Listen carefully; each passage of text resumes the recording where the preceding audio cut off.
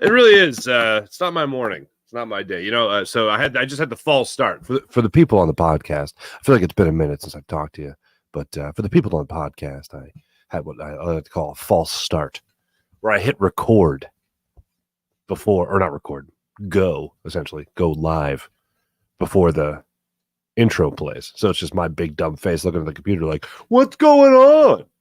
And then it finally triggered. But when I say it's not my morning, I take an allergy pill every morning just so you guys don't hear me sniffling as much during the program, right? And it was just one of those things where whoever took the last one, probably me, didn't secure the lid properly. So my morning started with me turning on the espresso machine, and as that's heating up, I reach over directly to my left to pick up the allergy pills, and I pick it up by the top, and it wasn't secured. The whole thing gets knocked over, and it's like 1,000 pills all over the place. That's how my day started. And I went, okay, great. And then for whatever reason, couldn't get the volume to work on my television. I was like, what the heck is going on here? And then I realized my daughter had turned off the little tuts had turned off the sound bar. And I'm like, oh, the sound bar. So that's what happened. It didn't take me long to figure it out, but it was just one more thing I had to do. And I didn't have that remote in my hand. And for whatever reason, I think my 2-year-old son, he reprogrammed the remote. So it all isn't on one remote anymore. These are the struggles of my life, people. Anyway, welcome into the program. My name is Mark Farzetta. You know what wasn't a struggle? Well, I guess it was a little bit of a struggle because it was a one-run win. The Philadelphia Phillies beating the Dodgers yesterday in South Philadelphia. Oh, my goodness. Christopher Sanchez pitched himself one hell of a game for 6 innings, 2 runs against this Dodgers team. Matt Strahm coming on in relief to handle Shohei Ohtani. I'll show you something, says Matt Strahm. Took care of business right there. And Kyle Schwarber leading things off with a home run, his 18th home run of the season. Schwarber, baby! I know that the Dodgers aren't exactly a complete squad right now. I know they got. I know we've talked about Mookie Betts being out, the Max Muncy, Clayton Kershaw. Remember him? Like these guys being out, just to name a few. So they don't have the full roster, obviously, that the Phillies do. And the Phillies went into last night without Bryce Harper. So that's just one thing to keep in the back of the mind. But when you play the Dodgers and you play Shohei Ohtani, and you're facing, you're a 59-win team at the time, last night, and now a 60-win team, and you're facing a 55-win team in the LA Dodgers, that's a big game.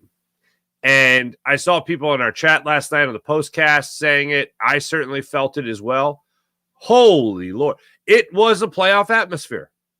The last 2 games have very much been a playoff atmosphere. It comes through the TV.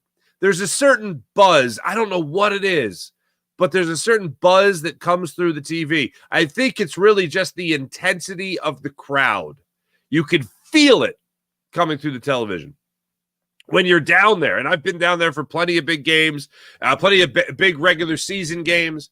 And you just feel that intensity, even without the crowd going bonkers in a particular situation. You just feel the vibe of a playoff atmosphere. And last night certainly felt like a playoff vibe. And then I hear after the game, Rob Thompson addressing the media, and we'll hear from him talking about Christopher Sanchez and also talking about this vibe that I'm talking about now.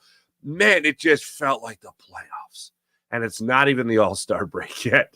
We got 4 more games, including today's 6:05 start time, before even the All-Star break. Oh my goodness. I'm loving it. Absolutely loving it. And I needed a series like this where you did what you're supposed to do against a banged up Dodgers team.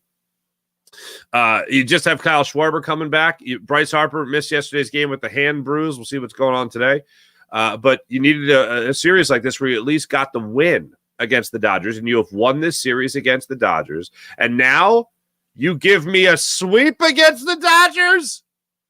Oh, I'll be riding a high. I'll be riding a high going in that All-Star break, and I know we all will be. I continue to just be amazed by this team. It's such a fun season. So we'll talk about the Phillies, obviously, today. As I mentioned, we'll let you hear from Rob Thompson. Also, a couple of things about last night's game. The 5th inning was crazy. Absolutely good. Yeah, 2 nights ago, it was the 4th inning that was nuts, grand slam and all that stuff. Last night, it was the 5th inning, and it was dinks and dunks and misplays. That's what was the difference in the game last night. Dinks, dunks, misplays, if you will. Christopher Sanchez certainly pitching as well as he did helped. Matt Strahm coming on a relief, pitching as well as he did helped. And Jeff Hoffman slamming the door so that Shohei Ohtani didn't get an opportunity to bat in the ninth inning. That was pretty nice as well. So we'll get into that. We'll also get into a couple of the Sixers notes. One, it was so trippy. It was so trippy for me. I just watched the highlights. I didn't see the whole game. The Team USA taking on Canada, right, for the Olympics. They did it in Vegas, a little ramp-up game type of thing, a little exhibition, right? First off, the lead story is that Joel Embiid fouled out in the third quarter. And he was like, I don't know how am I going to get used to these rules? I'm just trying to be physical. And then the other thing that was trippy was Drew Holiday passing to Joel Embiid. That was trippy, man. That was trippy. The man who started the process, Drew Holiday, who got traded to start the process, passing to the process. Oh, man, it took me a second to wrap my head around that one. And especially because last season, going into it, I really wanted Drew Holiday on the Sixers in what I like to call reversing the process. The only person that could make the process worth anything is the man that started it, Drew Holiday. Bring him back and all will be right with the basketball gods. It didn't happen. He went to the Boston Celtics, and then what did they do? Oh, he won his second championship. This is fun. All right, so that was a little trippy watching that last night. Sixers played their summer league game, another summer league game, their third in as many days. Ricky Council, the fourth, another big game for him, but the Sixers lost their summer league game. Wah, wah. We'll get into that as the show goes on today. Also, if you didn't subscribe to the Farzy Show, make sure you subscribe to the Farzy Show. Make sure you subscribe to Jacob Media, and make sure you subscribe to the all-new Locked On Sports Philadelphia. That's Locked On Sports Philadelphia on the YouTube channel. I had so much fun doing the crossover show with my man Pete Fox out there from Locked On Sports Los Angeles. He does the Dodgers postcasts. He and I did a crossover postcast last night, so I got to hear some of the LA perspective. I told you guys that I was going to ask him about what LA is going to be looking for come the trade deadline, because obviously one of the things they really want to do is, if they can't get anybody now, they want to go out there and make sure they're at least hanging around in September when Mookie Betts is back in at 100% and all that, and they get some other players back. But what they're going to be going after at the trade deadline does not seem to be the same number one priority at the trade deadline as the Philadelphia Phillies. It seems like the LA Dodgers are going to be going after starting pitching, whereas the Phillies' number one priority will be a back end of the bullpen guy. And then after that, a bat. I did see the report yesterday from Ken Rosenthal saying that he does not expect the Phillies to be going after Luis Robert Jr. of the White Sox anymore. I think somebody that's going to be more the Phillies' speed, and I credit Bob Nightingale again for putting the story out there. Brent Rooker, who's an all-star. He can hit with pop, certainly. I think that's going to be more the Phillies' speed in terms of a guy that they're going to go out there and really pursue. Because I don't think that's going to cost you one of your top prospects. I think you'll get away with some of the middle-of-the-road prospects. Like Crawford, for instance, Miller, for instance. I don't think they're going to be going in a Brent Rooker trade. We'll see how everybody else drives up the price, but as of right now, that's kind of the vibe I'm getting. Luis Robert Jr. would be costing those players. So I don't think Dave Dombrowski is going to be looking at that. And one of the things that's also interesting about it is you really do have to think about the money. And I know it's stupid money, and Middleton is willing to spend, and that ownership group is willing to spend. I get it. But this is a lot of money that's going to be tied up with the Phillies with two very long-term contracts in Trey Turner and Bryce Harper, and then long-term contracts with Aaron Nola and Zach Wheeler. And then you just re-up Sanchez. He's only going to be due a little bit more money at the end of that, obviously. Ranger Suarez is going to be the next man up. Alec Boehm, Bryson Stott, if he does figure it out, which maybe now is the time he's starting to figure it out. There's a lot of money that's going to be tied up in the not-too-distant future. You're going to need control over some of your younger prospects coming up to the big leagues at a great discounted rate. So it would behoove the Phillies to make sure that to have sustained success. that they hold on to some of the younger prospects that they have. And the Phillies are pretty awesome right now. Like, this isn't a time in the past where you're like, oh, you gotta get Hunter Pence. You know what I mean? It's not like that. The Phillies then were still one of the best teams in baseball. Right now, they are the best team in baseball, and they've been the best team in baseball for the vast majority of this season. So you need, I think, more along the lines of glue guys, role players, than you do game changers. And if you are going to go game changer, I think that's where they're looking more at the bullpen than they are somebody being their everyday lineup. Because this everyday lineup is pretty stacked. So I think the thing that they're going to be looking at the most that they can also afford is a back end of the bullpen type guy. So that's not on the same page as the LA Dodgers. The LA Dodgers have bigger problems to solve. And after last night's game, getting to talk to Pete Fox out there of Los Angeles. He was in LA. I'm here in Philadelphia area, obviously. And going back and forth, comparing notes was a lot of fun. It was a good time to do that show. But as far as the game went last night, before we hear from Rob Thompson, this was, as I said, from the get-go, a playoff atmosphere. And one of the things that really set the bar for that was the Phillies being able to get a little bit of a jam there after giving off a leadoff single to Shohei Ohtani. Christopher Sanchez was well in control of his stuff, especially using his changeup effectively. But Shohei Ohtani jumped on a first pitch fastball, I believe it was, to start off his first pitch sinker to start off the game, was able to get a single to right field. Then all was right with the world, because after that, Christopher Sanchez strikes out Hernandez on a 4-pitch at bat, gets Freddie Freeman to line out on a soft liner on one pitch to Trey Turner there at short. And then Pages, the center fielder, he struck out on a 3-2 sinker. 12-pitch first inning for Christopher Sanchez. We were off and running. Kyle Schwarber then steps to the plate in the bottom of the first inning against a much better pitcher, Gavin Stone, than the Phillies faced the previous night, and Bobby Miller, who's been sent back down to the minors, by the way, after a 9-run, 10-hit performance against their Phillies. Kyle Schwarber stepped up there against Gavin Stone and said, oh, this guy's better. Home run. The 445-foot home run to right field, second deck, you know what I mean? That's awesome. That's power, baby. That's raw power. You know what else is raw power? An 88-mile-per-hour changeup outside, not even like on the corner, away. All right, changeup away. And Kyle Schwarber, like a mafia don, swings a bat like he's going at a kneecap on the outside half of the plate, on the outside corner, well outside, and belts that ball 383 feet. That opposite field home run on a changeup is pretty impressive. And it shows the true Schwarberian that Kyle Schwarber is. 1-0 Phillies. Tell you all that to tell you this. 1-0 Phillies.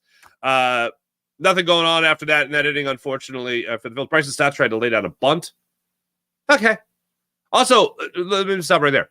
Bryson Stott was your cleanup hitter last night.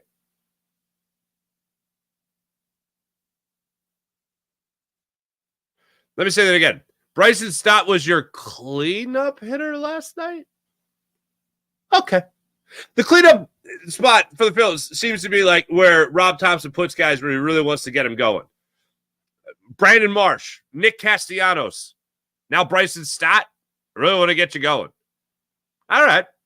You go on through the game. Second inning, Whit Merrifield steps up to the plate, gets a swinging bunt RBI single. Like, there weren't a lot of hard balls hitting this game. Kyle Schwarber's opposite field home run was a hard hit baseball. Then you go up there with Castellanos. He strikes out to lead off the second inning. Marsh gets a double off the wall. Vargas lost it. A couple of misplays there in the outfield by the Dodgers. I thought it was really interesting. One was by Vargas, and then the other one was later in the game by Pages. So anyway, then Sosa comes up there, gets a single to center field. He got first and third with one out. Merrifield gets the swinging bunt. It becomes a 2-0 game. Dodgers come back a little bit with a run in the fourth inning. Hernandez led things off with a single. Freeman came up there, got the ground out, unable to turn two on that one. Pages stepped up there, got the single. Rojas then got a RBI ground out to make it a 2-1 ball game. Again, two double play balls in the inning, couldn't yield a double play. with Rojas getting the ground out there, and then Vargas grounded into the 5-4 fielder's choice to end that inning. Nothing doing for the Phils at the bottom of that inning, unfortunately. Bryson Stott did get a hit. Nick Castellanos got a hit. You had back-to-back singles to lead things off, and then nothing doing after that. Great play by Hernandez to turn a double play to get out of that jam. Fifth inning, Ohtani gets an RBI single with a runner on first and third and one out. Made it a 2-2 game, and then Sanchez was able to get out of it after that, getting a double play ball. And then in the fifth inning is when all hell broke loose. This was wild. Whit Merrifield got an RBI ground out in the game already, and then he gets a triple. He hits a fly ball to center field where Pajes is lurking. And he looks up and he's just like, I don't know where it is. Now, here's the thing. Merrifield, I went back and watched. He's watching the play. He's running hard, not like trucking, but he sees what's going on in center field. He's like, oh, he doesn't have it. So if you're Pajes in that situation, do you throw your hands up like, I don't see it? Because you're telling the runner, go for as many bags as you can grab. So Merrifield in this situation just keeps on trucking at that point, and he ends up on third base for a leadoff triple. Should have just been a fly ball, leadoff fly ball out to center field. It was not. Now the Phillies have a runner in scoring position. This is where things again get crazy. Stubbs hits a bit of a chopper to Freddie Freeman at first base. If Merrifield is going on contact, he scores on that play. Phillies decide. Dusty Walton decides. What Merrifield probably decides. They all decide, let's be a little conservative here. If you don't score on this play with Stubbs, you could score shortly thereafter when you have the top of the order coming up like Kyle Schwarber. So Stubbs hits the chopper, first out of the inning. Freddie Freeman fields it, steps on first, one out. Stubbs turns around like, he didn't score on that? I wanted the RBI. Doesn't happen. Kyle Schwarber steps up to the plate. He works a 3-2 count, grounds out to second on an incredible play by Taylor, second baseman, who lunges to his right to get that baseball. Merrifield stays on third base. Your last hope. 2 outs in the inning. If you're going to have one guy come to the plate in this situation right now for the Phillies, that one guy is Trey Turner. Trey Turner came up to the plate, and he smacked the ball up the middle. Smacked. He caressed the ball up the middle. Miguel Rojas makes a play to his left, gets it on the tip of his mitt, and it just slides right out of there. Can't make the play. Even if he fielded it cleanly, he's probably still, that ball was so in the hole that he's probably still not getting Trey Turner at first base. So anyway, Trey Turner gets credited with an infield single and a run scores. An infield RBI single. They break the tie from 2-2, goes 3-2 in favor of the Phils. Then Bryson Stott steps up to the plate. Then Alec Boehm gets a double. Turner goes to third on that. Stott steps up to the plate, and he gets the second infield RBI single of the inning. It's a 4-2 game. One of the things that I really loved about that at bat from Bryson Stott, and they even mentioned this during the broadcast, and I hadn't heard this from Rob Thompson yet, but I heard Carl Ravitch, I think it was, say it. I've always loved Carl Ravitch, side note.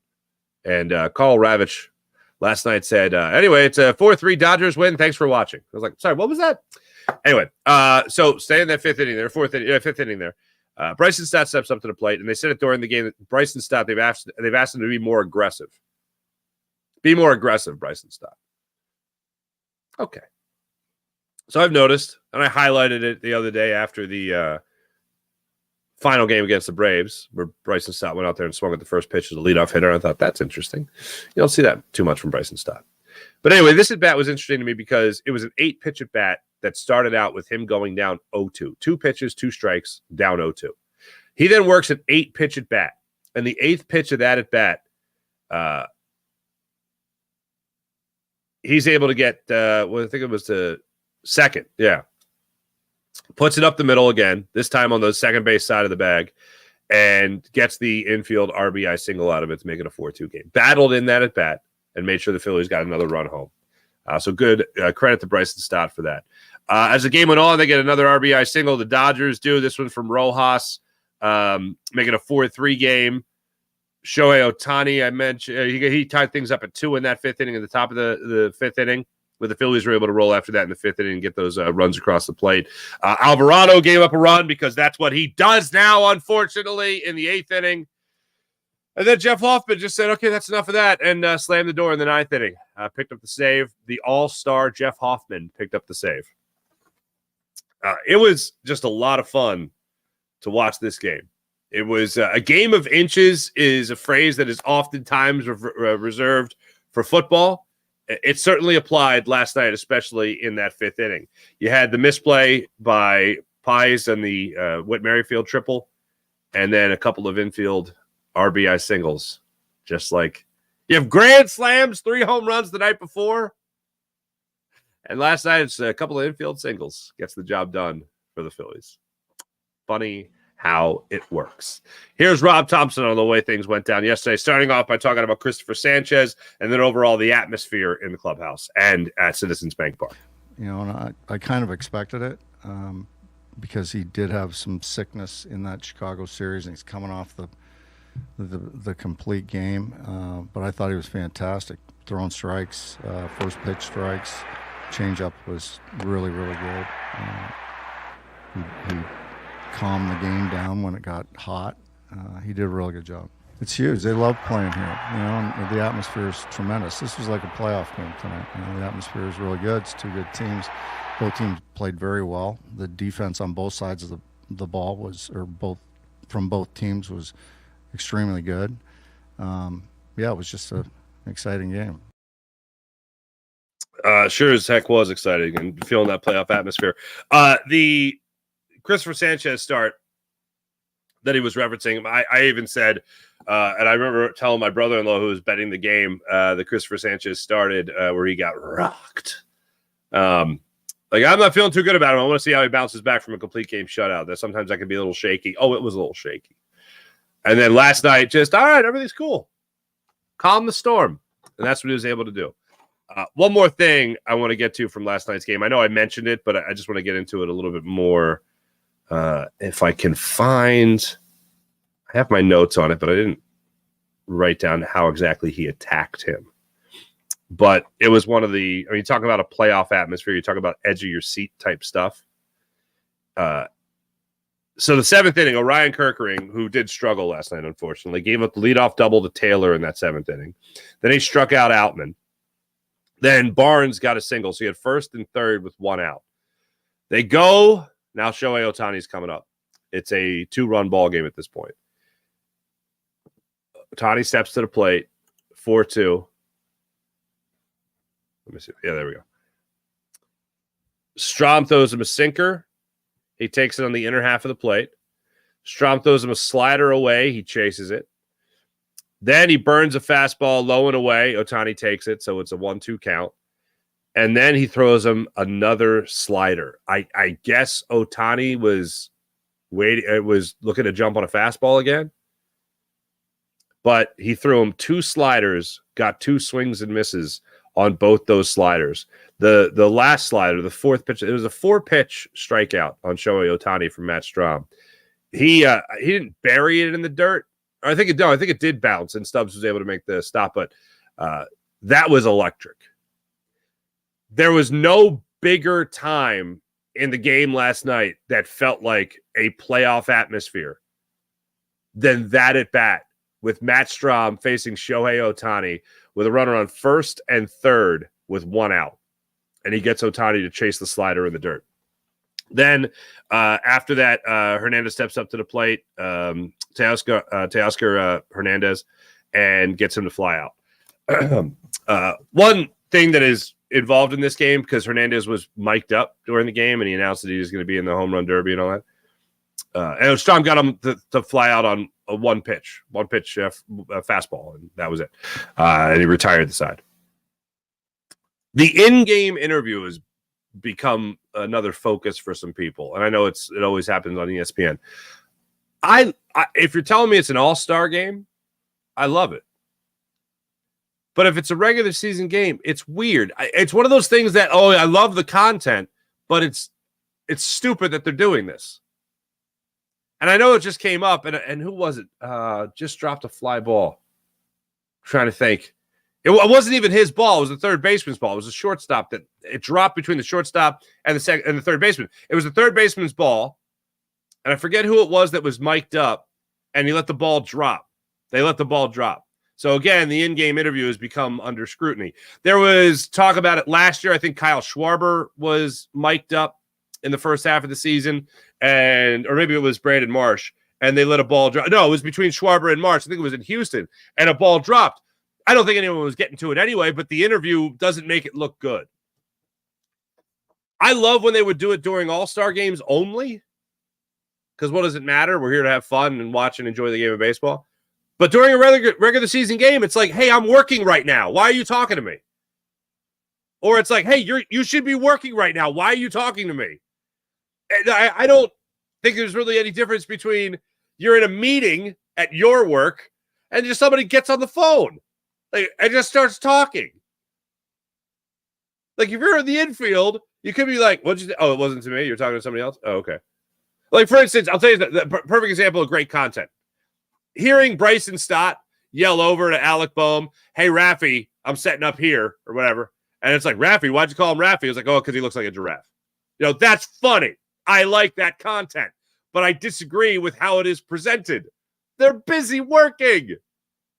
When they mic up a pitcher in the All-Star game, okay, I love that. Love that. But if you're going to do that in a regular season game, what? And I can't remember a time a pitcher was mic'd up in a regular season game, but I certainly hope they don't do that. Certainly not a catcher. Mic up the pitch calm voice. Curveball. Nah. But I can't take, as a baseball fan, guys being mic'd up anymore. Look, the loose and sexy baby from Brandon Marsh. Like, I love the stuff that gets said. It is fun. But it's like, you're working right now. How is this not a distraction? You're concentrating on questions that we're asking you? If anything, grab them in the dugout. You want more in-game access? So here, I'm not just going to present and criticize a problem. I'm going to offer a solution. Do what they do with the coaches. They did it with JT Realmuto the other night, 2 nights ago on TBS, where he's talking about the raw power of Kyle Schwarber, and then Schwarber smacked a single up the middle, Like that, get him in the dugout. Get them while they're not playing. That's fine. But getting them in the field, I know it's cool, but you know why it's cool? It's because you shouldn't be doing it. That's why it's cool. Like, there's a thing of like, oh, what a ball could be hit right to him. He could be setting up where players are setting up in the. He could be setting everybody up, setting everybody in the infield, like Bryson Stott was trying to do a couple of months ago with Alec Boehm, with Raffy. It's the weirdest thing to me that they do it.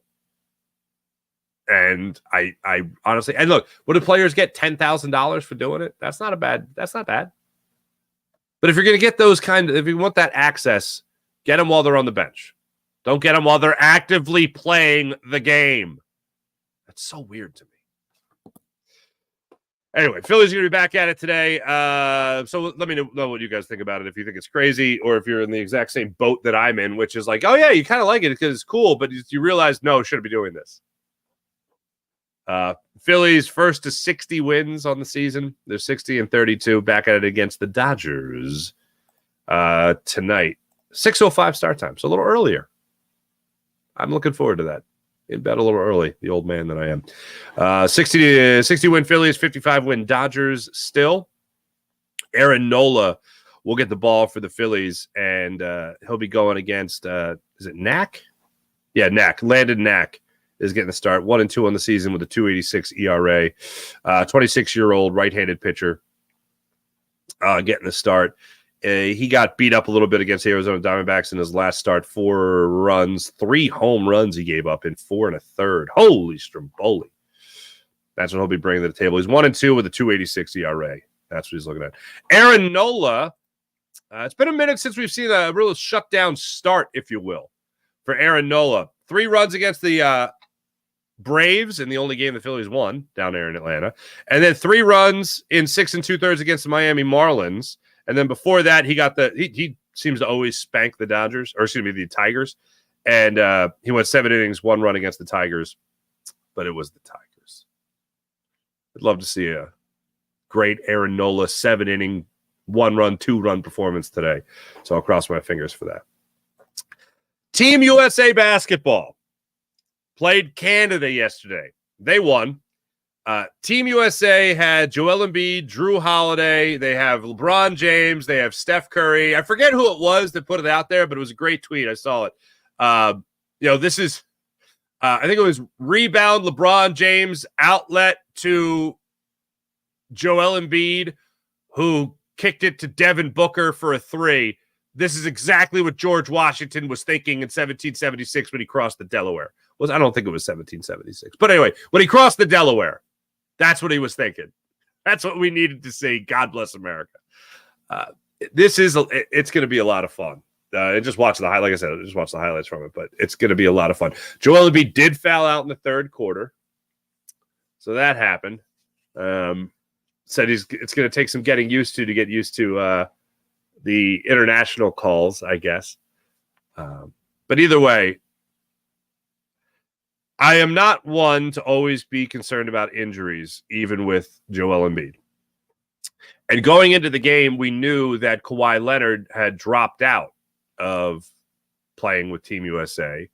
And I was waiting to hear about some kind of injury or whatever. No, he just wants to get ready for the NBA season. Okay, it's his prerogative. But watching the highlights last night, I wasn't thinking about Joel Embiid getting hurt. And that's always going to be in the back of my mind. But even when I watch him play for the Sixers, I don't think every time he hits the ground, oh no, what is he okay? That kind of thing. I find great comfort in what I told you I find great comfort in many times, which is J.J. Redick saying years ago when he was a teammate of Joel Embiid's that Joel Embiid is the most dramatic player he's ever played with. So when it comes to injury, he might give it the extra wince. He might give it the extra roll around, the extra covering of his face. And then he comes back and he's playing at an MVP level. So that always makes me feel a little bit better. I find words of comfort. I find them to be words of comfort. But watching him yesterday, I wasn't thinking about him getting injured. I was thinking about him just playing basketball and how this can really only help him. And I don't think it's going to be a matter of fatigue. Like he's played so much basketball that he's not going to have enough energy to play in the regular season. No, I think he is going to be still well rested. He's still got 3 months between the end of the Olympics and then the start of the regular season. So I think he'll be fine as far as that goes. And then the other part of it is I think it can only be a great experience for him to play with these great players. And the experience that I'll have doing it, I think it'll only make him better. And I don't mind the NBA, maybe a little bit of a recruitment trip. Maybe some of these guys want to play with Embiid one day. Here in Philadelphia, of course, not him going elsewhere. So I'm just going to take it as glorified practices and scrimmages for Joel Embiid to help stay in shape during the offseason. And also get coached by a guy like Steve Kerr. That can't hurt either. Gain that experience, friend. And, of course, stay healthy. 76ers Summer League team was back at it yesterday. I mentioned Ricky Council IV.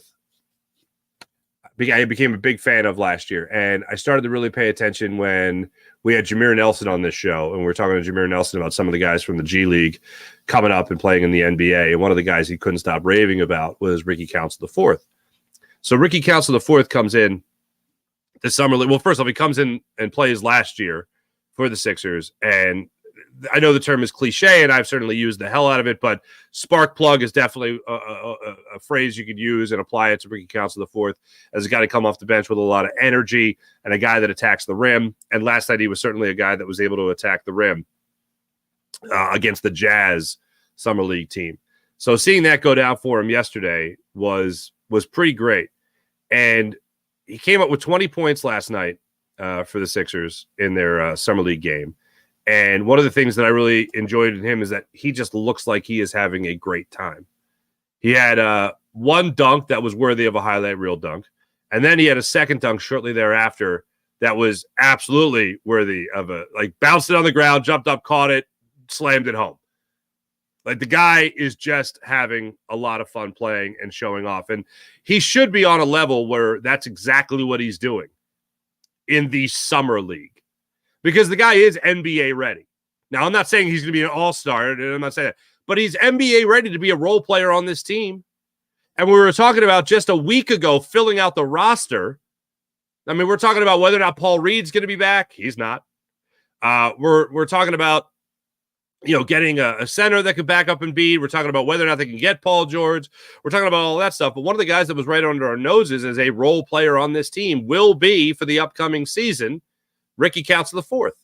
And I am here for it, 1,000%. And watching him play with the amount of confidence he's playing with last night was just perfect. Absolutely perfect. And I want to continue to see that from him as the Summer League goes on. Wait,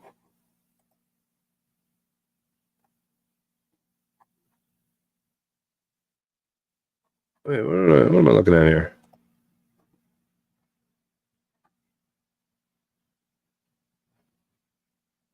Yeah, that ain't it. Anyway, came out with 20 points last night for the Sixers in the loss, unfortunately. So they dropped to 1-2 in the Summer League. Before I get to the chat check, let me tell you guys about the amazing people at the Game Time app. Download the Game Time app to your phone, create an account, use promo code Farzy, and you can get up to $1,000 redeemable cash bonus at MyBookie, mybookie.ag. So download the MyBookie app, get up to $1,000 redeemable cash bonus. You bet on the world of basketball, bet on the WNBA. Caitlin Clark going off last night, unfortunately, in a fever loss. You can take advantage of all they have to offer at MyBookie, mybookie.ag. Download the app, create an account, use promo code Farzy, get up to $1,000 redeemable cash bonus. How about the Game Time app? Download the Game Time app to your phone, create an account, and get $20 off your first ticket purchase. So when you use the Game Time app, you can take the guesswork out of buying tickets. You could view your seat before you buy it, so you know exactly what you're buying. And you could also toggle on the prices there, and you can see exactly what you're going to be paying, so you don't have any sticker shock at the end where you go, wait, how do these $20 tickets all of a sudden become $25 tickets? That's a wildly inconvenient convenience fee. Not on the Game Time app. And also the Game Time guarantee. If you find tickets in the same section and same row for less money elsewhere, the Game Time app will get you back at 110% of the difference. That's right. They'll credit your Game Time account 110% of the difference. That's the Game Time guarantee right there. If you want to go to a concert, you want to go to a comedy show, but you want to save some money and just make sure you catch the headliner, they even sell tickets for an hour after the event starts on the Game Time app for mega huge Kajunga savings on the Game Time app. So download the Game Time app to your phone, create an account, use promo code Farzy, and take advantage of all they have to offer on the Game Time app. Terms apply.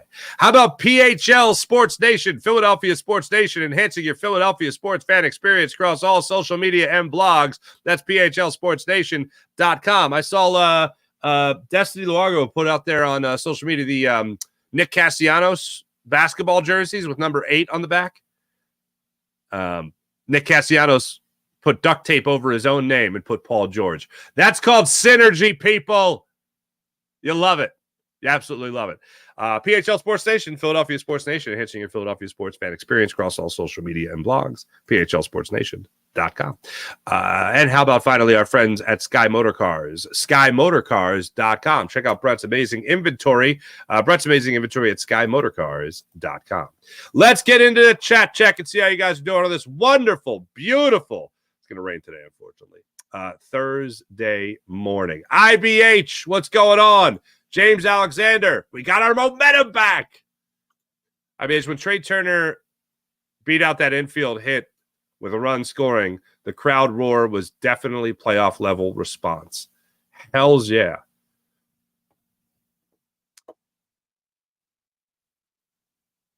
You could definitely feel it in baseball.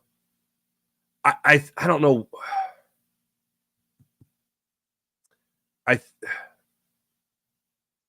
The moment the pitcher lets go of that ball, that fraction of a second between the ball leaving his hand and the batter gearing up, and starting his swing is just awesome. That's just that moment.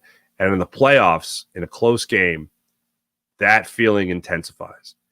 And I don't know.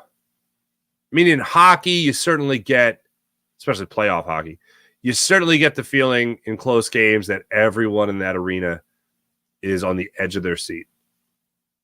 And that's a feeling that comes through the TV. Football, it's first and goal from the 9 or whatever, and you're down 5, getting in the end zone. Oh, man, you got to get in that end zone. You're on the edge of your seat. Certainly happens in those moments. Baseball, you have a runner on third base. You got 2 outs. That moment, oh, man, that's intensified. It's those moments that you live for. And if you could get them midway through the season in baseball, that's pretty awesome. And that's exactly what the Phillies got last night. Making me eager to face the Braves in August. August 20th, you're in Atlanta again for a 3-game series. And then the end of August, you're in Philadelphia for a 4-game series that ends on September 1st against the Braves. That will be a playoff atmosphere as well. Boy, oh boy, do I look forward to that. April! Good morning, April. What's going on? Arm Zebra 80. What's up? Welcome to the party. Sean Kilrain, what's going on? Sean Gillespie, what's popping?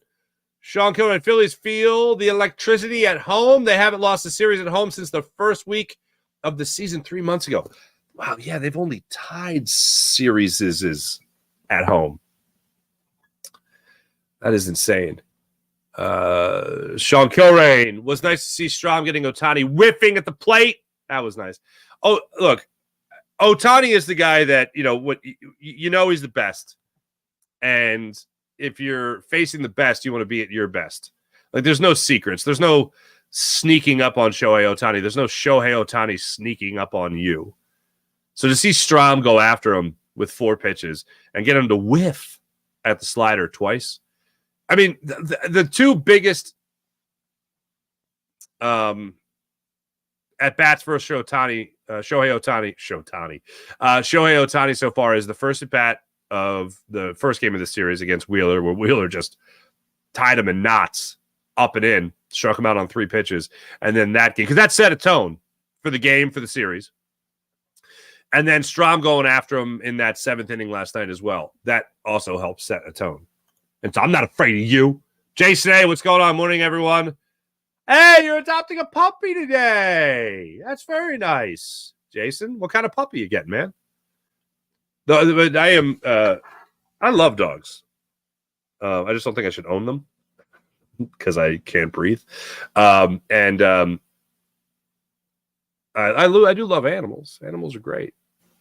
But I have this horrible allergy. And my wife, I think I mentioned it, we had to unfortunately put down Lily a couple of months ago, my wife's cat. And both the cats are my wife's cats. And we had to put Lily down. That sucked. And that really sucks. I'd never gone through, because I never had any pets. Oh, my God, that sucks. For you, all you people that have had pets like your whole life and had to go through that your whole life, God bless you. Because no thank you. But the love of a puppy is a beautiful thing, Jason. Congratulations.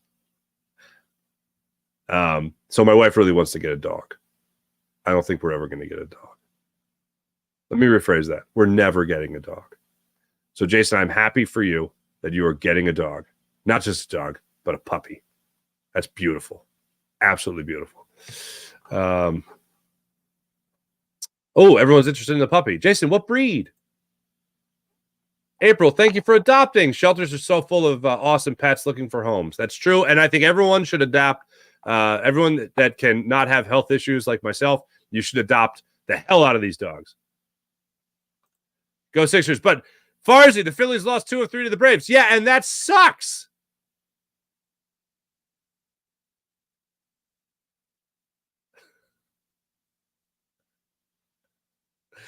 I'm skipping ahead. Absolutely, Farzi, right. Like Bryce was playing first base. He said, I got to focus on the hitter, and the runner basically saying, I got to go. Yes. Okay. Yeah, I don't like it. April, Nola is due for a great game. Hells yeah. T-Bro, don't you put the quarter in the machine of impressions, please. Please, more PitchCom impressions, says T-Bro. Slider. No, in a way. Yeah. That's how the PitchCom sounds. Yeah. Being mic'd up on the field is nuts, says IBH. Thank you. Go Sixer says JJ can go fly a kite. You don't agree? You don't agree? I think it's a great statement by JJ Redick saying that Joel is the most dramatic player. Because is he not? I'm not saying it as a knock. I mean, it's kind of a knock. But he's pretty damn dramatic. Like, does Joel Embiid not enjoy the show? He enjoys the show. IBH, you were right. Farzy, George Washington crossed the Delaware on Christmas 1976. That would have been awesome. Listening to Led Zeppelin. 1776. I still don't believe it. That seems too early in the Revolutionary War.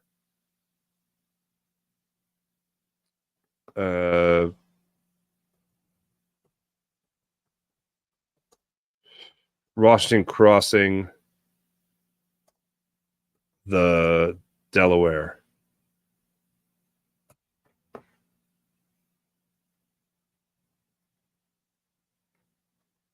It was 1776. Damn it. I would have thought it was later.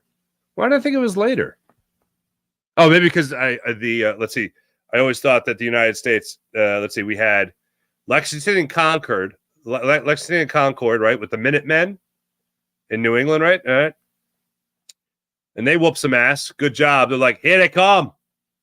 Don't fire till you see the whites in their eyes, boys. Right? And then the U.S. took a bunch of L's. Oh, man. We took so many L's. And then Washington was like, all right, it's Christmas. So they're not going to be expecting anything. Let's get them. I didn't think that would happen until later. So, yeah, 1776. Go figure. Go figure. Ringing the Liberty Bell, then that winter, Washington's crossing the Delaware. Crazy. Jason A. Stratford Terrier. Very nice. From the SPCA, I'm on my way to work. When I get home, it will be there. Oh, my God, Jason, that's so exciting. That's great.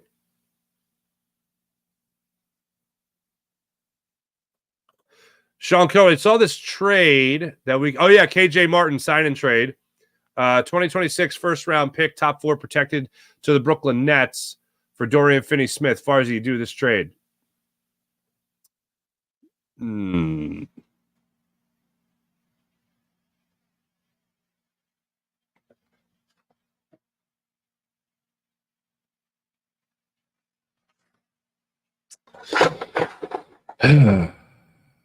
Off the top of my head, no, just because I don't like parting with the first round pick.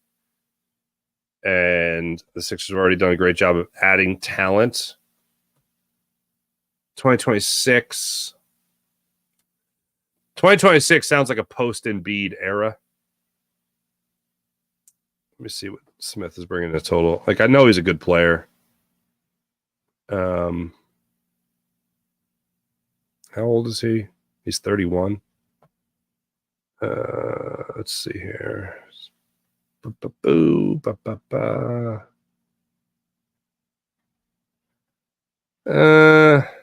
Nah. No, I'm not doing that deal. 31 years old. Come off the bench for this team, probably. Yeah, no, I'm not doing that deal.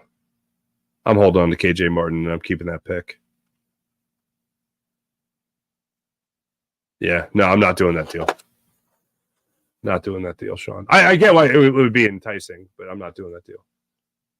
Armed Zebra 80, been a while, Farzy. What's up? Had cats for 18 years of my life. Pets are the best. Yeah, pets are cool. Pets are cool. Go Sixers. What's going on? Laughing. We're all having fun. I'm still going to the game against the Braves. 9-1-24. There you go, James Alexander. You bring them luck. Hopefully that'll be the one. That'll be the one that gets them going. Goes into September on fire after sweeping the Braves in a 4-game series. The guy can dream, can he? Let's get to the Morning Rush. Thanks, everyone in the chat. You guys are great as per usual. Let's get to the Morning Rush brought to you by Sky Motor Cars.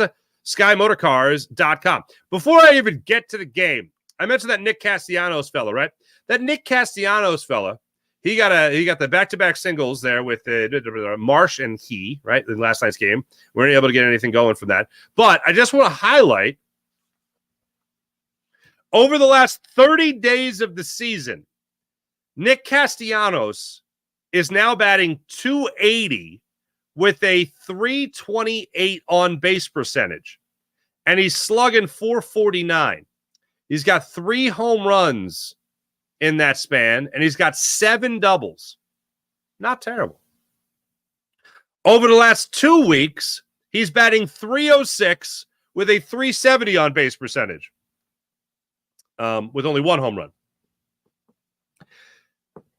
I think we can start talking about Nick Castellanos turning his entire season around.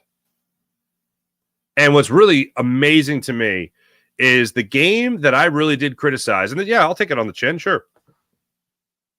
The game that I really did, criticized Rob Thompson with was the game in San Francisco that he batted Nick Castellanos cleanup.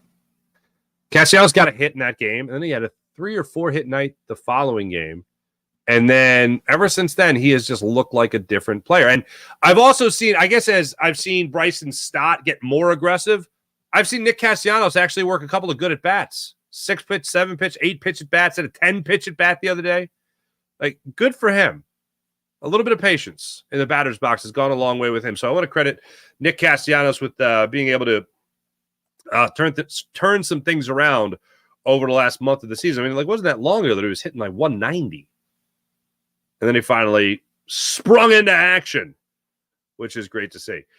Also, another guy I want to focus on here is Bryson Stott. And I know overall numbers, 244 for the season. Not ideal, to say the absolute least. Just to see him get up to, in the last 2 weeks, 261 is what he's been hitting in the last 2 weeks, and around a 230 on base percentage. That's a little bit more of the Bryson Stott that we're used to seeing, at least for a season. But if he can start just having a month, maybe in July, maybe that month is, as of right now in July, is only hitting 250. But he is in desperate need of that month where he starts to turn things around for himself. And I hope that is happening in the very near future. 261 over the last week with a 320 on base percentage. And so far in the month of July, he's hitting just 250. Would love to see him start turning it around. Also at the trade deadline, Whit Merrifield, obviously, I think we could all agree, has been a huge disappointment. Last night's game, he had a lot of luck on his side. He did make, I didn't even mention it, but he made a spectacular play last night in the field. Where did I see it? Castellanos, wasn't Hernandez? Oh, I know I made a note of it.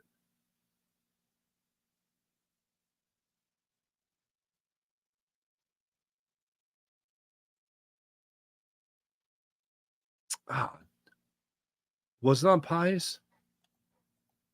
It was late in the ball game. I guess I didn't highlight it as much as I thought I did in my notes, but ball hit the left field. He makes a play that I could only compare it, for the most popular comparison, to like Derek Jeter's jump throw. Only he did this in left field. He got to the ball quick. It was already, I believe, an RBI single, and he gets to it quick.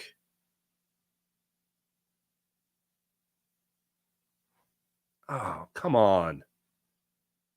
Oh, it's going to piss me off so much. He gets to it quick, picks it up, and in one motion, jumps, fires to second base, and they get the out. Was it Rojas that did that? 8th inning. Okay. All right. Great. All right. So Paje steps up there. He gets the double with 1 out. Alvarado's pitching. Then Rojas steps up. He hits the ball to left field. Merrifield charges, makes a great throw to second base on the money to Bryson Stott, who makes a great tag on Rojas, who already got the RBI single. It's a 4-3 ball game. And you could have had a runner on second base again with 1 out. Again, a 1-run ball game. But instead, you get the second out of the inning thanks to the great play made by Whit Merrifield and the great tag applied by Bryson Stott. So I wanted to make sure I got that in as well. Kept it a 4-3 game, and then Hoffman closed the door in the 9th inning and won the game. So that was great to see. Absolutely love seeing that. Anyway, Phillies are going to be back at it tonight. 6:05 start time. Aaron Nola gets the start. He'll go up against Landon Knack. Again, Nola now going for his 11th win of the season, which will be a team lead. Be nice to see that. And Landon Knack going for his 2nd win in his young baseball career. Thanks for watching. Thanks for listening. You guys are great as per usual. Jason A., congratulations on the puppy as well. I'm excited for you, man. Enjoy.